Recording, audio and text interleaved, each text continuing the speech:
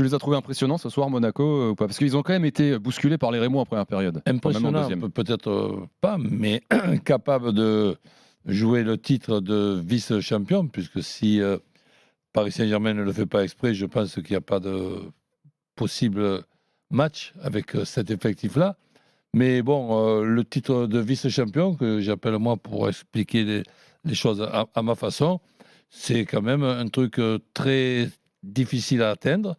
Et Monaco, Nice, Reims, pourquoi pas, Marseille, Rennes, ça fait quand même, malgré que Marion nous dise que notre championnat n'est pas intéressant, Non, j'ai pas dit ça ça. fait des équipes qui me paraissent être des équipes intéressantes. Bon, après, on apprend tous les jours et je suis bien content si je progresse avec ce que tu dis.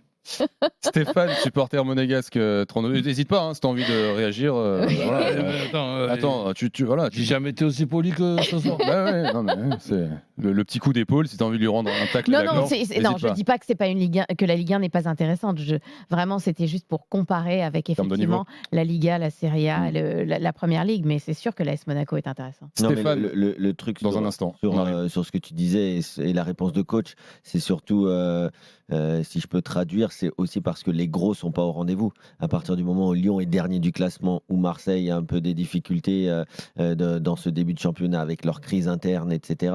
Le PSG sera au rendez-vous, mais forcément déjà, si sur le PLM, il y en a deux qui sont pas forcément au rendez-vous, c'est plus difficile parce que là, tu as parlé de Napoli, tu as parlé de l'Inter, ou tu as parlé d'Arsenal ou de Manchester City, ça reste des clubs qui, sur les 3-4 dernières années, en tout cas pour Arsenal, ont retrouvé des couleurs. Bien sûr. Et donc, bien sûr que la Ligue 1 a besoin de ses locomotives, et c'est pas pour rien, comme l'a dit coach, que Nice et Monaco soient aux 2 premières places du classement sans la Coupe d'Europe. Ouais. Et on est quand même un pays où malheureusement, c'est souvent l'équipe qui n'a pas la Coupe d'Europe qui tire son épingle du jeu, ou qui est la surprise du championnat, ou qui est un gros qui revient dans le game.